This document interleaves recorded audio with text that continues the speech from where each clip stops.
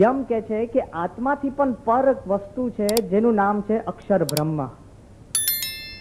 એનું જયારે નચિકેતા પૂછે છે તો કે એ પણ અવિનાશી છે. અને હજુ અક્ષર બ્રહ્મની વાત સમજે એ પહેલા યમ કે છે કે અક્ષર બ્રહ્મ કરતા પણ સૂક્ષ્મ કઈ વસ્તુ છે તો કે પરમાત્મા. અને પરમાત્માની પણ ડેફિનેશન શું આપે છે તો કે છે કે અવિનાશી. હવે પ્રશ્ન થાય ને આપણને કે આ છોકરાની ઉંમર કેટલી તો પેલો કે 5 વર્ષ, એના પિતાની ઉંમર કેટલી તો પેલો કે 5 વર્ષ, અને એના દાદાની ઉંમર કેટલી તો કે છે 5 વર્ષ. પ્રશ્ન થાય કે નહીં કે why is he using the same definition and description for આત્મા, અક્ષર અને પરમાત્મા? ભેદ નથી? આ જ પ્રશ્ન તમામ વિદ્વાનોને અનંત કાળથી નડતો આવ્યો છે. કેવો પ્રશ્ન કે બધાના મનમાં એમ થઈ ગયું, ખુદ શંકરાચાર્યના મનમાં પણ એમ થયું કે આત્મા અવિનાશી, અક્ષર અવિનાશી અને પરમાત્મા અવિનાશી, એટલે અહમ બ્રહ્માસ્મિ. આપણે બધા પરમાત્મા જ છીએ એવી શંકા ઉત્પન્ન થઈ શકે જો શબ્દ એકલો પકડો તો. પણ બધાને જાહેરમાં એક પ્રશ્ન પૂછું છું, બહુ સહેલો પ્રશ્ન છે અને ખુલ્લા દિલે જવાબ આપજો. પ્રશ્ન છે કે તમારા મોઢામાં તમે પેંડો મૂકો અને તમે કહો પેંડો કેવો લાગે તો ગળ્યો. બરફી મૂકું તો બરફી કેવી લાગે? ગળી.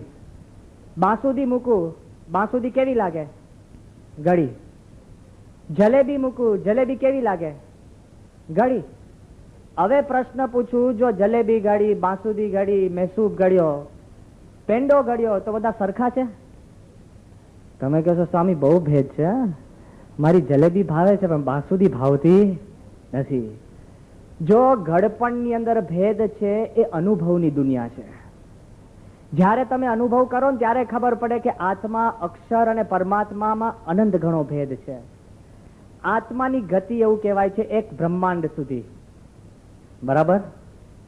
અક્ષર બ્રહ્મની ગતિ એવું કહેવાય છે કે અનંત બ્રહ્માંડ સુધી. ગઈકાલે થોડી વાત કરવાની હતી કે અક્ષર બ્રહ્મ માટે ભગવાન સ્વામિનારાયણે વાત કરી કે કેટલી શક્તિ છે.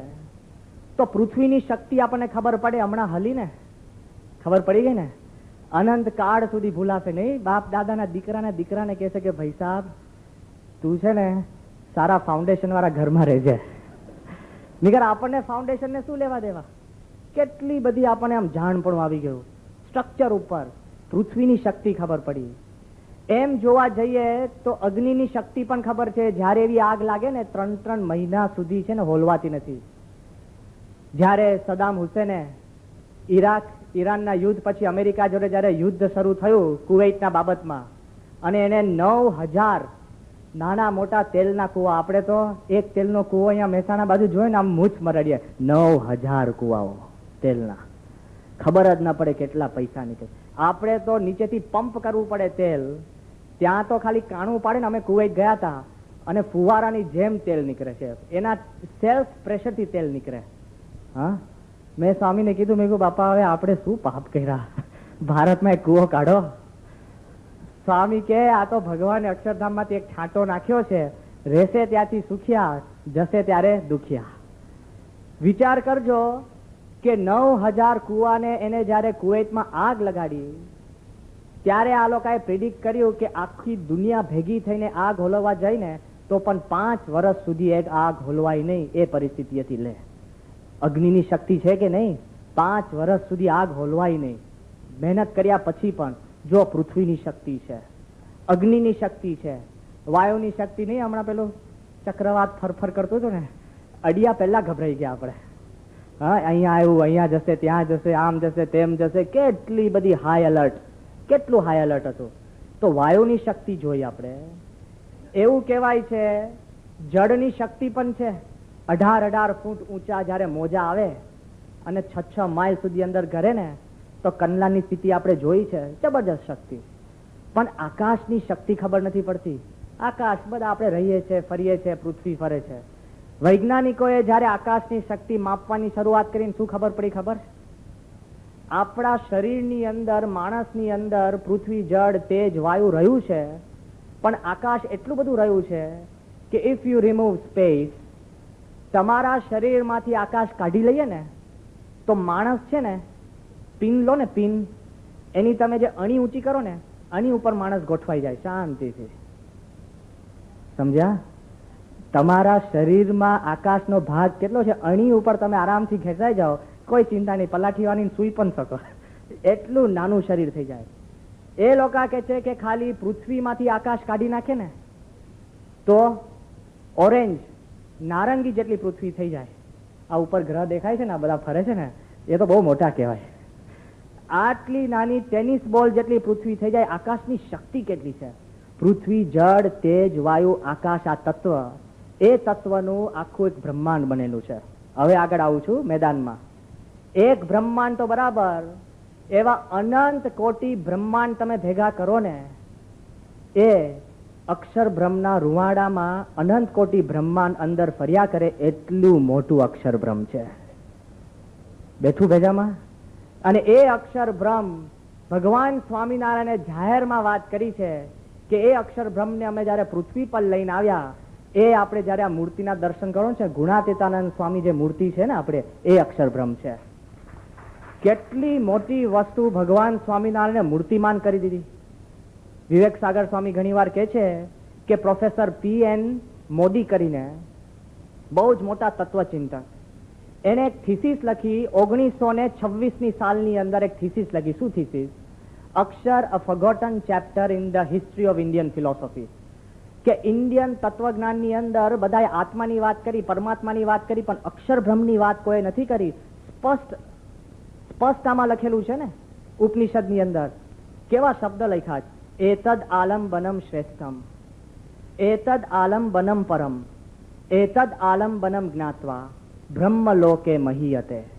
અક્ષરને જાણવાથી તમે બ્રહ્મલોકમાં પામી શકો. તો અક્ષર કોણ? જ્યારે વિવેક સાગર સ્વામી પ્રોફેસર PN મોદીની સાથે ભણવા ગયા 1961-62ની સાલમાં, અને પેલા એ કીધું કે સ્વામી, અક્ષર બ્રહ્મને લોકો ભૂલી ગયા છે. વિવેક સાગર સ્વામી કે એક કામ કરો, તમે અટલાદા મંદિરે આવો. એટલે કેમ? અટલાદા મંદિર આવ્યા. વિવેક સાગર સ્વામી કીધું કે આ એક જે મૂર્તિ દેખાય છે ને ભગવાન સ્વામિનારાયણ, કે હા, એની બાજુમાં જે બેઠા છે ને એ મૂર્તિમાન અક્ષર બ્રહ્મ. પેલો કે અત્યાર સુધી હું એમ માનતો હતો કે આ સ્વામિનારાયણ સંપ્રદાય છે ને, ગઢડાવાળા સહજાનંદ સ્વામીની ગાદી ચાલે છે. મને એમ હતું કે આ સ્વામિનારાયણ સંપ્રદાય વાળા વ્યસન છોડાવે અને લોકો પાસે દારૂ છોડાવે.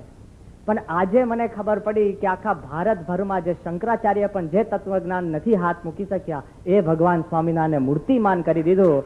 જબરજસ્ત સંપ્રદાય છે અક્ષર બ્રહ્મ. અક્ષર બ્રહ્મનો આટલો બધો મહિમા છે. પણ ગુણાત્યાન સ્વામી પોતે એક વાત કરી છે.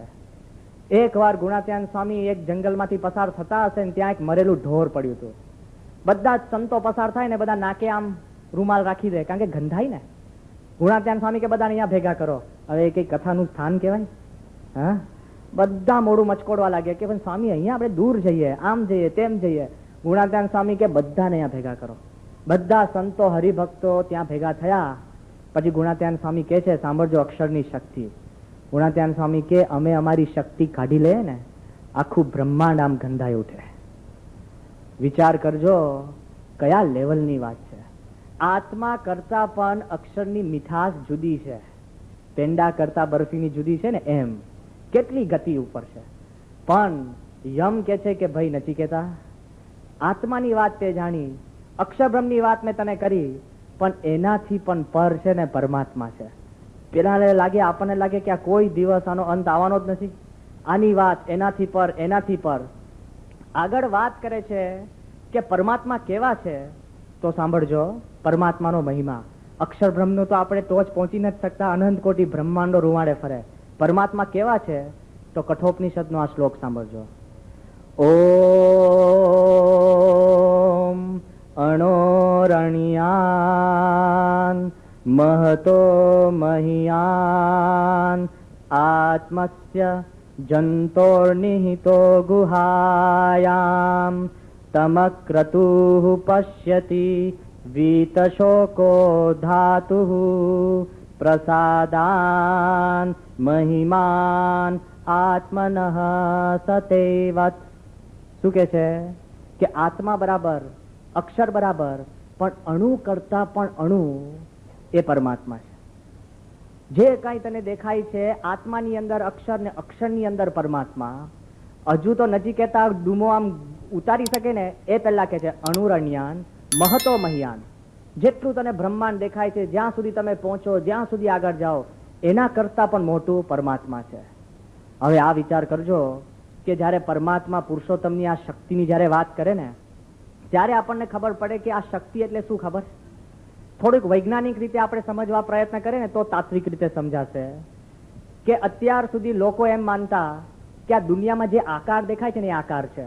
કોક ગોળ, કોક સીધો, કોક ચોરસ, કોક 3 ડાયમેન્શનલ, એ બધા આકાર દેખાય. પણ જ્યારે માણસે બુદ્ધિ વાપરીને એક ચોક લઉં તમારી સામે, ચોકને અડધો કરવો સહેલો છે ટપ થઈને, પછી અડધાને અડધો કરવો થોડોક અઘરો, પછી કહેવાય છે કે એને અડધો કરવો વધારે અઘરો, પછી નાની કણી નીકળે ને ચોકમાંથી, પછી પરાઈ મારો ને તો કદાચ અડધો થાય, પછી એની નાની કણી નીકળે પછી તોડવો. તમે કે સ્વામી હવે કે તમારે બીજો ધંધો છે કે નહીં? આની નાની તોડ કરવાની વાત ક્યાં અર્થ છે? જ્યારે વૈજ્ઞાનિકો ઊંડા ઉતર્યા તો 440 BC, એટલે લગભગ 2500 વર્ષ પહેલા બે પ્રથમ નામના વૈજ્ઞાનિકો ડિમોક્રિટસ અને લ્યુસિફસ કરીને એને વાત કરી કે જે કઈ વસ્તુ દેખાય છે એમાં નાનામાં નાની વસ્તુ શું છે? તો એને કીધું કે એટમ. કણાદ ઋષિએ તો એનાથી પણ આગળ અણુવાદ આપણને આપ્યો છે. પછી ડેલ્ટન નામનો એક ફિઝિસિસ્ટ થયો, એને એમ વાત કરી the smallest indivisible part is the atom. જે વિશેષ તમે તોડી ન શકો ને એ અણુ થયો. હજુ તો બરાબર છેક 2000 વર્ષ સુધી લોકો એમ માનતા હતા કે અણુ તૂટતો નથી.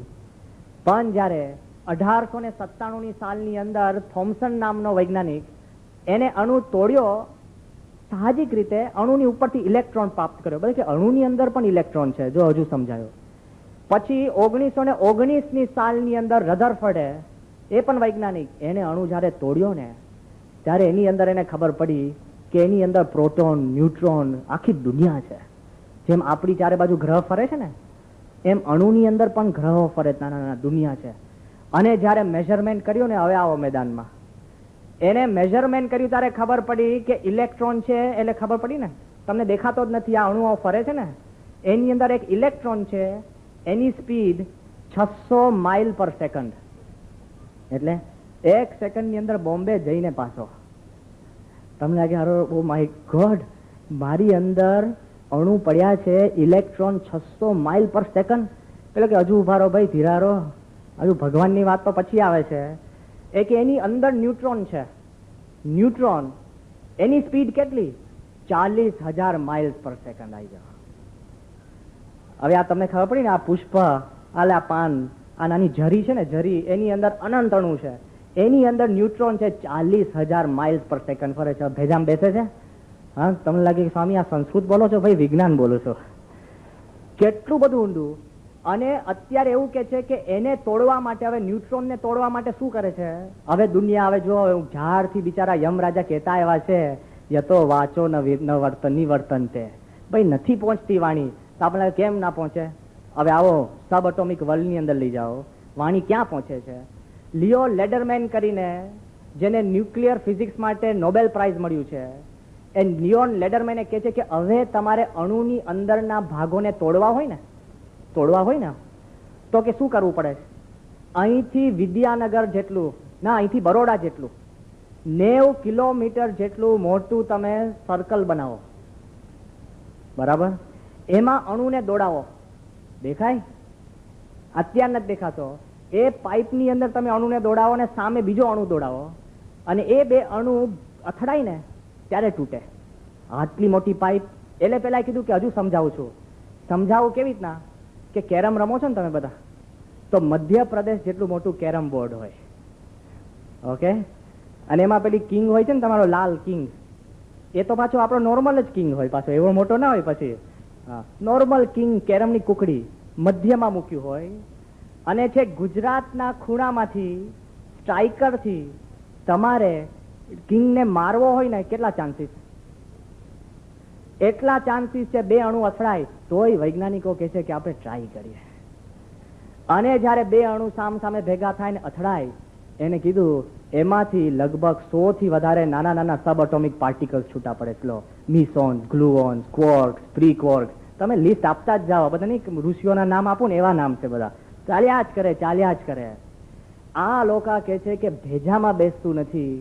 કઈ દુનિયામાં અમે જીવીએ છીએ સબ એટોમિક વર્લ્ડની અંદર. ભગવાન સ્વામિનારાયણ કીધું શું?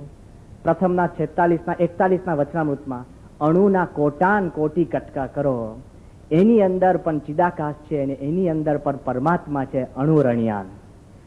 જો એક અણુને તોડે તો અણુ બોમ્બ બનતો હોય તો પરમાત્મા સુધી તમે પહોંચો તો આખા બ્રહ્માંડને શાંતિ આપી શકો એટલી શક્તિ ઉત્પન્ન થાય કે નહીં? કેટલી બધી શક્તિ છે અંદર. એટલે પરમાત્મા પાસે એવી શક્તિ છે કે વિજ્ઞાન કહો કે વિચારક કહો કે માણસો કહો, એને પરમાત્મા વગર કોઈ આમ આપણે કહીએ ને ધેર ઇઝ નો ઓપ્શન. અત્યારે પણ દુનિયા જે ફરે છે ને તો ભલભલા કે છે કે અત્યારે બધા છે ને ભગવાનને શોધવા માટે પોતે આવવા માંડ્યા. અને કેવી રીતના આવવા માંડ્યા? તો અત્યારે એ લોકો એવું કે છે કે સામાન્યમાં સામાન્ય તમે વૈજ્ઞાનિક વાતો લો. મને બહુ જ મોટા એક સાયન્ટિસ્ટ, ભારતીય સાયન્ટિસ્ટનો ફોન આવ્યો. એ કે સ્વામી હવે મને વિચાર છે કે તમારી કથા વાર્તાઓમાં બેસવી પડશે, સંતોની કથા વાર્તામાં. પેલો કે કેમ? કે હવે અમે કમ્પ્યુટર છે ને આર્ટિફિશિયલ ઇન્ટેલિજન્સ પણ લઈ જઈએ છીએ. હવે કમ્પ્યુટરમાં આત્મા મૂકવો હોય ને તો સંતોને શાસ્ત્ર સિવાય કઈ સમજ નહીં પડે. વૈજ્ઞાનિકો કથામાં આવતા થઈ ગયા. લો ક્યાંથી ક્યાં?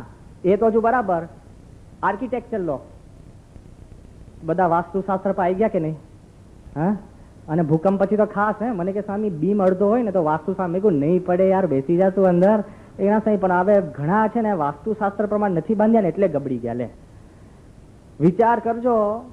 પણ આર્કિટેક્ચર પણ છે ને આપણું અથર્વ વેદમાંથી નીકળેલું, સ્થાપત્ય શાસ્ત્રમાંથી નીકળેલું વાસ્તુશાસ્ત્રની આગળ ફિલ્ડિંગ ભરતું થઈ ગયું. લો હા, વિજ્ઞાન તો આવી ગયું, આર્કિટેક્ચર આવી ગયું, એ તો હજુ બરાબર. મેડિસિન આવી ગયું. અહીંયા ઘણા બધા ડોક્ટરો બેઠા છે. બર્ની સિગલ કરીને ડોક્ટર, ઓન્કોલોજીસ્ટ, કેન્સર સ્પેશિયાલિસ્ટ, એને એક વાત કરી કે મારે ત્યાં ભલા કેન્સરના દર્દીઓ આવે અને હું રેશનલિસ્ટ છું, બુદ્ધિવાદી, ભગવાનમાં નહોતો માનતો, પણ મેં જયારે વૈજ્ઞાનિક રીતે જોયું કે આ માણસ મરી જવો જોઈએ તો મારે એ જીવવા લાગ્યા અને જે જીવવા જઈએ એ મરી ગયા. તો મને તો ખબર પડે ને મારી દવા નથી. આ બધા ડોક્ટરો ખાસ ખ્યાલ રાખજો. કારણ કે છે ને અંગ્રેજીમાં એક કહેવત છે કે God ક્યોર્સ and doctors take the fees. તમારું તો વિચાર કરજો. આ બધા અહીંયા મોટા મોટા સ્પેશિયલિસ્ટ બેઠા છે અને ડિરેક્ટર છે આપણે ત્યાં, આખા ગુજરાતના ડિરેક્ટર છે અહીંયા બેઠા છે. પણ કારણ કે છે ને ડોક્ટર તો છે ને તમને ટાંકા માર દે. તમારું પોતાનું લોહી, પોતાના વિટામિન, પોતાની શક્તિ રૂજ લાવતી હોય અને ડોક્ટર છે ને તમારા ખિસ્સામાં હાથ નાખે છે. હા, વિચાર કરજો. તમારો આ ડોક્ટર રાણાવત હોય, બેસ્ટ, આખી દુનિયાનો સારામાં સારો, આપણે કે હાર્ટના શું આપણે ઓર્થોપેડિક સર્જન, એનો પગ ભાંગે ને તોય પ્લાસ્ટર મારીને 2 મહિના લાગે તો લાગે જ. જો એ સુધારતો હોત તો એને અઠવાડિયામાં થઈ જવું જોઈએ ને. ભગવાન ક્યોર્સ and doctor tax the fees. અને ખાસ ખ્યાલ રાખજો, એ તો ડોક્ટરની વાત કરી, પણ ભલા પ્રોફેશનની અંદર અત્યારે ભગવાન અંદર આવવા માંડ્યા. ક્યાં સુધી? તો બર્ની સિગલે વાત કરી કે એક વખત કે એક માણસ જ્યુઇશ, યહૂદી, જેના દિલની અંદર ડંખ બહુ કે મને છે ને આ જર્મન લોકોએ એટલું દુઃખ આપ્યું, જેટલું દુઃખ લાગ્યું છે ને, આઈ કેનોટ ફોરગીવ. કોઈ દિવસ જર્મન માણસોને હું માફી નહીં આપી શકું. ડંખ. તો બર્ની સિગલ કે છે કે એને જયારે મેં તપાસ્યું ને તેના હૃદય ઉપર કેન્સરનું લીઝન થયું હતું. હવે હૃદય ઉપર કેન્સર એટલે હાઈએસ્ટ થયું ને. એટલે મેં કીધું એને કોઈ ખાવાની તકલીફ નહીં, આ પ્રશ્ન નહીં, આમ નહીં, તેમ નહીં. મેં કીધું તું કંઈક વિચાર, તારામાં પ્રશ્ન છે.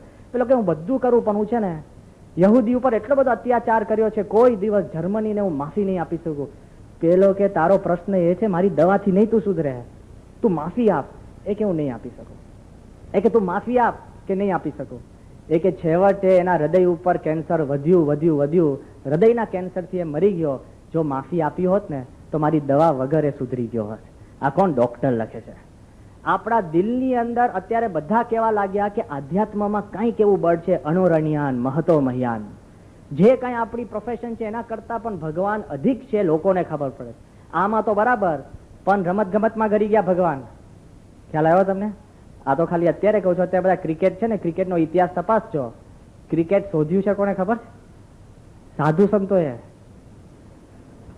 હા, અમે નહીં, પણ ક્રિકેટ ને શોધનાર છે ને ઇંગ્લેન્ડમાં શોધાય છે ક્રિકેટ, અને કહેવાય છે જેન્ટલમેન્સ ગેમ. હવે તો રહી નથી, બરાબર ને? આ કૌભાંડો થયા, લોકોને વિશ્વાસ ચડી ગયો. હવે કોઈને રસ, છેલ્લી ઓવરમાં કોઈને રસ નથી રહ્યો હવે.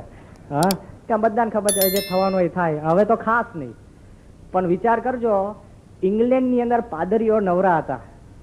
એટલે અમે નવરા છે એમ નહીં માનતા, પણ એ લોકોને વિચાર આવ્યો કે આપણે એવી રમત કરીએ કે જે મારામારી દોડાદોડી ન હોય ને સભ્યતાથી રમાય.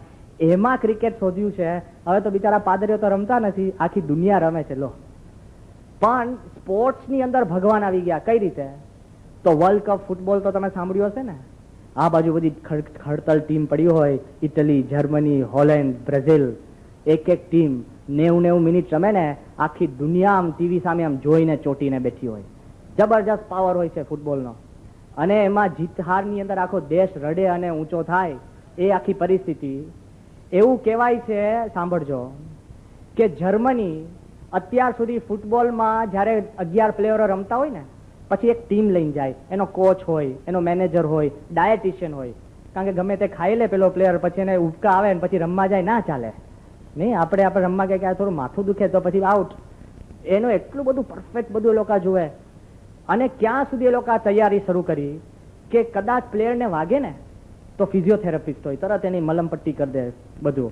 પછી એ લોકોએ વિચાર કર્યું કે એ તો બરાબર, પણ પ્લેયરો છે ને ઘણી વાર ઉદાસ થઈ જતા હોય, તો એના માટે સાયકાઇટ્રિસ્ટ હવે લઈ જાય છે સ્પોર્ટ્સમાં.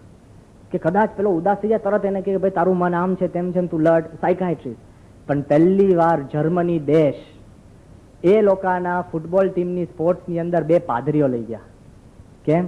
એ કે મારું હારે છે ને ત્યારે ભગવાન સિવાય કોઈ બીજો ઉપાય નથી. એ કે પ્લેયરોને હારના મૂડમાંથી બહાર કરવા માટે, એટલે હવે અમે બધા ડિમાન્ડમાં આવી ગયા છે. વિચાર કરજો, ઓલિમ્પિક્સની અંદર, વર્લ્ડ કપ ફૂટબોલની અંદર પણ પાદરીઓની જરૂર પડે. દુનિયાનું કોઈ પણ પ્રોફેશન તમે લો ને, ત્યાં ભગવાન આગળ એ લોકો ટકોરા મારવા લાગ્યા. એ તો હજુ ઠીક છે, સમાજને સ્થિર રાખવો હોય ને તો સારામાં સારા વૈચારિકો પણ છે ને છેવટે ભગવાન સુધી પહોંચ્યા. તમે નામ સાંભળ્યો હશે, આલ્ડસ હક્સલી કરીને બહુ જ મોટો લેખક થઈ ગયો. પોતે તત્વજ્ઞાની હતો, ભારતનું તત્વજ્ઞાન એ ભણ્યો હતો, અને પુસ્તક લખે ને, વાર્તા લખે ને, તમે વાર્તાની અંદર આમ ચોટી જાવ એવી વાર્તા. એને એક કલ્પના કરી છે કે 650 વર્ષ પછીની દુનિયા કેવી હશે. અને આ બહુ રસપ્રદ કલ્પના છે. એને છે ને થોડા વિચાર ભારતમાંથી લીધા. એને કલ્પના એવી કરી છે કે મૂળભૂત જે કાંઈ પ્રશ્ન છે ને એ મારા તારામાં છે. નહીં, આ મારું ને તારું. પણ એ આધ્યાત્મિક રીતે પર થવાની વાત નથી કરતો. એ કે મારું તારું કેમ થાય? કારણ કે બધાને મા બાપ હોય ને. કારણ કે જે 5 જણા એના મા બાપના જન્મેલા એ પોતાના ભાઈ છે, પોતાના, એ સિવાયના પરાયા. એ કે 650 વર્ષ પછીની દુનિયામાં છે ને મા બાપ જ રવાના કરી દે. બધા ફેક્ટરીમાંથી જ જન્મે. ખ્યાલ આવી ગયો ને? એટલે કોઈને મારું તારું તો રહ્યું જ નહીં. હા, પછી દીકરાના એડમિશનની ચિંતા રહી. જો વિચારજો, જો શાંતિથી ઘરે જઈને. આણે નક્કી કર્યું કે ફેક્ટરીઓ ઊભી કરી, અને ફેક્ટરીઓમાંથી જ બધા જન્મે. બીજી એને વાત લખી પુસ્તકની અંદર કે ભારતની અંદર જે બ્રાહ્મણ, વૈશ્ય, પછી ક્ષત્રિય અને શુદ્ર, એ 4 જ્ઞાતિ હતી ને બહુ સારી હતી. લે, આપણે તોડવા પ્રયત્ન કરે છે. પેલા કીધું સારી હતી. કેમ? જે જ્ઞાતિનો જે કામ હોય એ શાંતિથી કર્યા કરે. પણ એ કે ભારતમાં પ્રશ્ન શું થયો? બધા ચિંતા કરવા લાગ્યા કે મારો એકલો બ્રાહ્મણ જ આમ વટ પાડે, શુદ્રને અખંડ ઝાડુ જ વાળવાનું, અને બિચારા પટેલો ખેતી જ કર કરે, અને વાણિયા એમને બેઠો કમાણી કરે. હા, વાણિયાને સૂઝ સારી હોય, એમને મેં બિઝનેસ કરતો હોય. એટલે કે ભારતની અંદર વિચાર શરૂ થયો ને, એટલે ઝઘડા થયા. એ કે હું એવી રીતના કલ્પના કરું છું, સાંભળજો, કે ફેક્ટરીની અંદર તમારે જોઈતા હોય ને માણસો, પેલો કે મારે છે ને 90 શુદ્રો જોઈએ છે. તો કે એ જે ટેસ્ટ ટ્યુબની અંદર સ્પર્મ અને એગને જે ફ્યુઝન કરાવે ને ઝાયગોટ ફોર્મ થાય, અને એની અંદરથી પછી ઇન્ક્યુબેશનમાં મૂકે, તો એ ઇન્ક્યુબેશનની મુક્તિ વખતે જ પેલો કે મારે 90 શુદ્ર જોઈએ છે.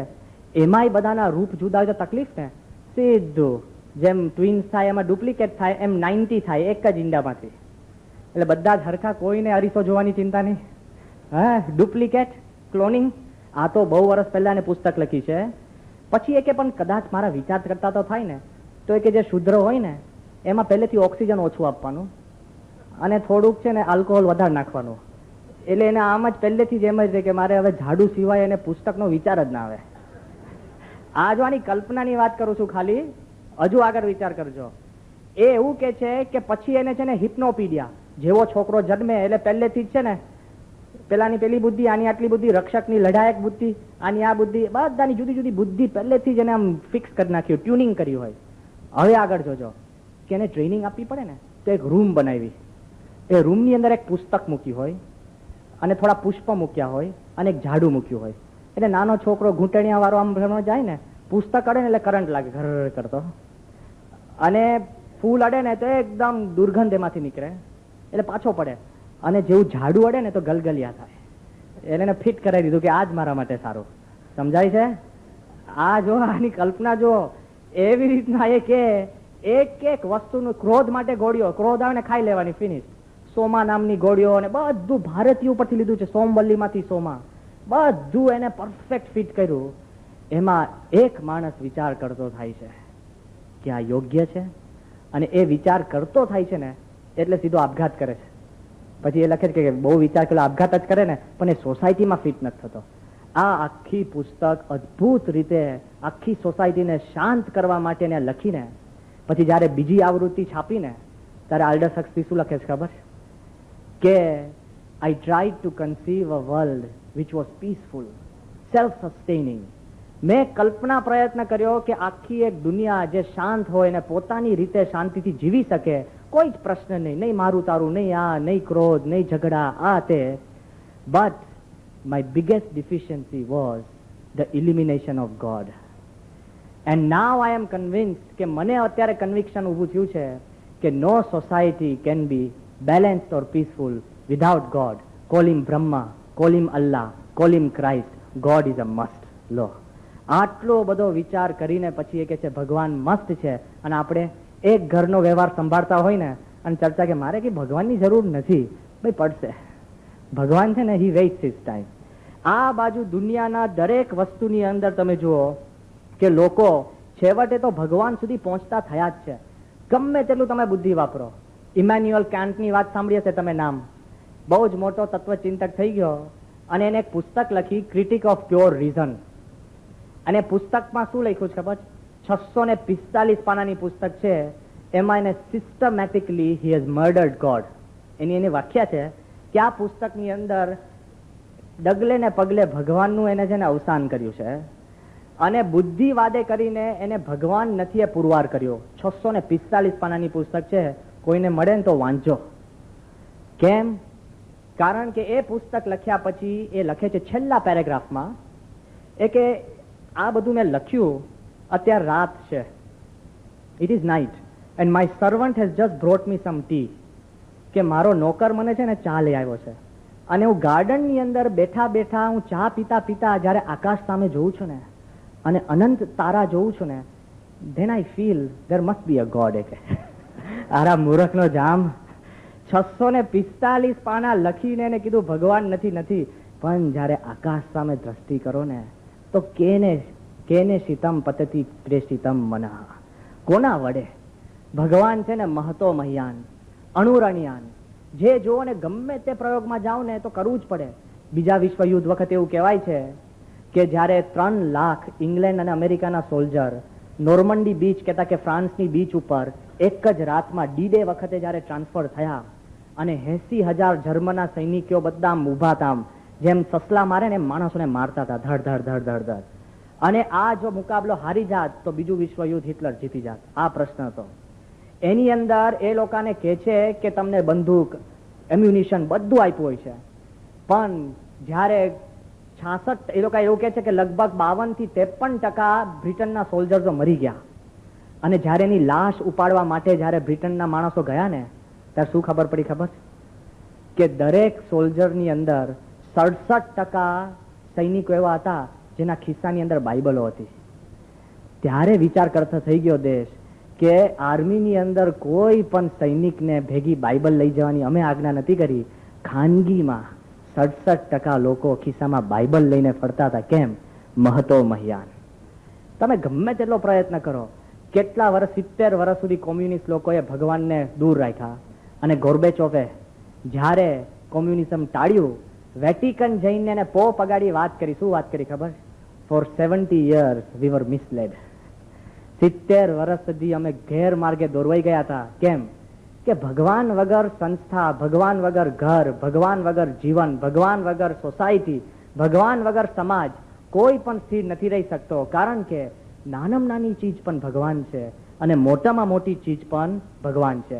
એ ભગવાન પાસે પહોંચવા માટે આત્મજ્ઞાન લઈને સેતુ છે અક્ષર, અક્ષર દ્વારા તમે ભગવાનને પહોંચી શકો છો. આ વાત આપણે ગઈકાલે જે થોડી જોઈ, પણ આજનો જે વિષય છે એની અંદર તમે મને પ્રશ્ન પૂછશો કે સ્વામી ભગવાન પાસે પહોંચવાની વાત તો બરાબર છે, ફિલોસોફિકલી બધું ક્લિયર છે. હું તમને કહું ખીચડી બનાવી, ફલાનું ઢીકણું કરવું, બરાબર, ઘરે જઈને બનાવજો. હા, દહીં બનાવો ને તોય 10 વાર આંગળી નાખીએ, ભાઈ ન નાખો તો બનશે. આ તો દલીલ દલીલ દલીલ કરીને તમારા જીવની અંદર, મનની અંદર કોઈ વિચાર ક્રિસ્ટલાઇઝ થવા જ નથી દેતા. સ્વીકારીએ તો માણસ આગળ વધે. તો જીવનની કઈ સાધના કરવી એ ઉપનિષદ કે છે કે આત્મા, અક્ષર અને પરમાત્મા એ કેવી રીતના પ્રાપ્ત થાય, બહુ જ અદ્ભુત, સામાન્ય રીતે સીધામાં સીધી રીતે એ આપણને કહે છે. કઈ રીતે કરવી તે વાત કરે છે. ઓમ નાયમ આત્મા પ્રવચનેન લભ્યઃ ન મેધયા ન બહુના શ્રુતેન યમે વૈશ્ય વૃણુતે તેન લભ્યઃ તસ્ય એષા આત્મા વિવૃણુતે તનુમ સ્વામ. એ કહે છે કે આ આત્મા પ્રવચનથી નહીં, બુદ્ધિથી નહીં, અને આ આત્મા બહુ સાંભળવાથી પણ પ્રાપ્ત થતો નથી. આત્મા, પરમાત્મા અને અક્ષર ત્રણેય વાત એક ભેગી સમજવાની. કેમ? કારણ કે નચિકેતા જો મૂછો મરડવા માંડે કે છેલ્લા 5 દિવસથી હું તમારી કથા સાંભળું છું, હા, યમને કે એટલે હવે મને આત્મા મળી ગયો. યમ કે છે કે ના, નથી મળતો. અને નચિકેતાના મનમાં એમ થાય કે હવે હું જઈને મારા પિતાને આત્માની વાત કરીશ. ન પ્રવચને, પ્રવચન કરવાથી પણ વક્તાને પણ નથી મળતો અને બહુ સાંભળનારને પણ નથી મળતો. અને કદાચ નચિકેતાના મનમાં થાય ખાનગીમાં ખૂણામાં બેસીને કોઈક ગુફામાં જઈને હું એકલો મારી બુદ્ધિથી આત્માનો વિચાર કરીશ. ન મેધયા, બુદ્ધિથી પણ નથી મળતો. તો નચિકેતાના મનમાં તો કેવી રીતના મળશે મને? નથી મળતો, નથી મળતો. How will I get it? તે વખતે યમ એને કહે છે, યમેવ એષ વૃણુતે, કે જેને પરમાત્મા સિલેક્ટ કરે ને એને મળે છે. મરી ગયા ને, અરે આટલા બધા લોટરી જેવું થયું આ તો. હે, બરાબર એવું થયું ને કે અરે પરમાત્મા સિલેક્ટ કરે એને આત્મા મળે. હજુ કે છે ઉભા રહો, પરમાત્મા સિલેક્ટ એટલે જેને પરમાત્મા સિલેક્ટ કરીને કૃપા વરસાવે ને એને ખબર પડે છે. પેલો કે તો પછી કેવી રીતના? યમ હજુ એને સમજાવે છે કે નચિકેતા તું વિચાર કરજે કે તને આ આત્માનું ક્યારે ખબર પડે? એ કે ના ના ના, તમે હતા એટલે ખબર પડી. એ કે પણ તું મારી જોડે પહોંચ્યો કેવી રીતના? તારી ઈચ્છા હતી? એ કે ના. એ કે મેં અનુમાન કર્યું એટલે તું મારી સુધી પહોંચ્યો છે. યાદ કરજો હજુ. અને કે મૃત્યુને પાસે કોઈક પહોંચે પછી 1 સેકન્ડ જીવી શકે? આપણે બધા ડાયલોગ કરી શકશું? હાય હાવ આર યુ ડેસ? હા, અરે ઘરનાને hi how are you goodbye કેવા નથી રહેતા. પેલાને કેવા જાય, આપણને લાગે પેલાને શોખ ના આવે. પેલા નથી ઘણી વાર સંતો કે છે કે એક બિચારો હાર્ટ એટેકનો પેશન્ટ, મરવાની એની ઉપર, અને એને લોટરી લાગી ₹1 કરોડ. એટલે પેલા ડોક્ટરે કીધું કોઈ કહેતા નહીં, હું એને શાંતિથી કહીશ, ધીરે રહીને કહીશ, નહીં હાર્ટ પાછું ઊંચા નીચું થાય ને ઉપડી જશે, 1 પૈસો નહીં મળે. ડોક્ટર એને કહેવા ગયા. ડોક્ટર કહે સાહેબ તમારે આ કેવું છે? કે બધું સારું છે. કે તમને કઈ ₹1 કરોડ કઈ લોટરી બોટરી લાગે તો? એ કે ડોક્ટર તો અડધા તમારા. તો ડોક્ટર ઉપડી ગયો. વિચાર કરજો, પેલા ના લાગે પેલો જીવતો રહ્યો. પેલો કે થયું શું? તો કે હાચી મળી હતી. વિચાર કરજો, આપણા મનમાં એમ લાગતું હોય, પણ યમેવ એષઃ વૃણુતે, જેને પરમાત્મા સિલેક્ટ કરે ને એને આત્મા ઓળખાય છે. એમને આપણને લાગે ને કે આપણા પુરુષ પ્રયત્નથી હું કથા સાંભળું, બધું જ કરું, તપ કરું, ઉપવાસ કરું, મળી જાય. It's not possible. ભગવાન જેને સિલેક્ટ કરે ને એનું આખું આમ તાવીને તૈયાર કરે એને આત્માનો ઝબકારો થાય છે, એમને એમ નથી થતો. હવે આપણને આ લાગે ખરેખર એવું હોય? હકીકતમાં એવું છે. વિચાર કરજો, આપણને એમ છે કે કૃષ્ણએ અર્જુનનો રથ હાંક્યો, બરાબર ને? એટલે કૃષ્ણને અર્જુને સિલેક્ટ કર્યા ને? નથી એવું. જ્યારે કૃષ્ણ પાસે દુર્યોધન ને અર્જુન ગયા માંગવા, અને તે વખતે દુર્યોધન પહેલા ગયા હતા અને અર્જુન પછી પહોંચ્યા, અને કૃષ્ણ ભગવાને કન્ડિશન મૂકી કે મારી એક બાજુ મારી આર્મી છે ને એક બાજુ હું છું, અને દુર્યોધન કે પ્રથમ હું આવ્યો છું, પ્રથમ હું માંગુ. બરાબર? એટલે અર્જુને કૃષ્ણને નથી માંગ્યા, પણ કૃષ્ણે એવું આયોજન કર્યું ને કે અર્જુન પાસે કૃષ્ણ આવે. કૃષ્ણએ દુર્યોધનના ભેજામાં એવું મૂક્યું, એટલે દુર્યોધને છે ને આર્મી માંગી, એટલે પછી રહ્યું કોણ? કૃષ્ણ. એટલે કૃષ્ણએ અર્જુનને કીધું કે આઈ એમ યોર્સ. ચોઇસલેસ ગિફ્ટ હતી. એમ નહીં માનતા કે અર્જુને કૃષ્ણને સિલેક્ટ કર્યો, પણ કૃષ્ણએ અર્જુનને સિલેક્ટ કર્યા હતા. પહેલેથી જ વિચાર કરજો કે ભગવાન આપણને સિલેક્ટ કરતા હોય છે, ત્યાં પતતું નથી. કૃષ્ણને અર્જુન માટે કેટલું હેત હતું ખબર છે? આપણને લાગે ઓહો અર્જુનને કૃષ્ણ માટે બહુ હેત હતું, પણ કૃષ્ણને અનંત ઘણું. મહાભારતની શરૂઆત થાય છે ને, તો મહાભારતની શરૂઆતની અંદર મુખ્ય વ્યક્તિ કોણ કહેવાય? કૃષ્ણ કહેવાય કે નહીં? તો પણ વ્યાસની ખૂબી જોજો કે મહાભારતના કોઈ પણ ડ્રામા શરૂ થાય ને તો મેઇન એક્ટર છે ને તરત જ આવી જાય અંદર. આપણને તરત ખબર પડે છે કે બસ આમ કાંઈના પગ દેખાય કે હાથ દેખાય, કાંઈક તો દેખાય. વારે વારે જેનો હાથ દેખાય ને સમજી લેવું એક્ટર જ હશે. હા, પછી એ જ નીકળે. કેમેરા એની ટેકનિક હોય છે, આમ પેનિંગ ને બધું. હવે આ બાજુ મહાભારતની શરૂઆત થાય છે દ્રૌપદી સ્વયંવર વખતે. બધા જ પાંડવો, બધા જ રાજાઓ, બધા જ ભેગા થયા હોય છે, અને દ્રૌપદીનું પણ જે રૂપ બતાડે છે ને કે બધાના ચિત્ત ચોરાઈ ગયા હોય છે દ્રૌપદી જોડે લગ્ન કરવા માટે. અને તે વખતે કૃષ્ણ અને બલરામ પણ ત્યાં હોય છે ધ્રુપદ રાજાના મહેલમાં. અને તે વખતે પાંડવો બધા છે ને એ બધા વનવાસના રૂપમાં હોય છે. અને તે વખતે એક એકના નામ વ્યાસ લખે છે કે અર્જુન, યુધિષ્ઠિર, ભીમ, પછી દ્રુપદ, દ્રૌપદી. કૃષ્ણનું નામ તો 16મું આવે છે, 16th. અને નામ ક્યારે આવે છે ખબર કે બધા જની જ વૃત્તિ દ્રૌપદીઓ છે. તે વખતે કૃષ્ણ છે ને બલરામને કુણી મારે છે, અને કૃષ્ણ શું કે છે આમ દૂર જોઈને, એશો અર્જુનો. કૃષ્ણ છે ને અર્જુનને શોધતા હોય છે, અને બલરામને શું કે છે કે આ અર્જુન છે, જેમ હું શ્રી કૃષ્ણ છું એમાં અર્જુન છે, ન અન્યથા મસ્તી. આખી દુનિયા દ્રૌપદીને જોતી હોય, અર્જુન પણ દ્રૌપદીને જોતો હોય, ત્યારે કૃષ્ણ અર્જુન સામે જોતા હોય, એ ભગવાનની ખૂબી છે. તેમ તમે વૃણુતે વેશ. ભગવાન સિલેક્ટ કરે છે, અને ભગવાન જયારે સિલેક્ટ કરે ને ત્યારે આપણને ખબર પડે કે એના માથે કોઈ કાર્ડ રહેતો નથી. કેટલી શક્તિ ઉત્પન્ન થાય.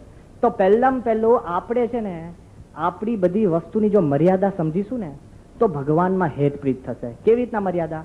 કે પ્રવચનથી નહીં જ શીખાય તો પછી એ લાઈન નહીં લેતા. હવે લાગે ને બહુ પ્રવચન કઈ કથાકાર થવો, ઇટ્સ નોટ ઇમ્પોર્ટન્ટ. ગુણાત્યાન સ્વામી કોઈ વિદ્વાન, કોઈ શાસ્ત્ર ભણ્યા નથી, પણ અક્ષરભ્રમ. આમ અક્ષરભ્રમ, આમ નિરક્ષર. સ્કૂલે જ નતા ગયા. વિચાર કરજો.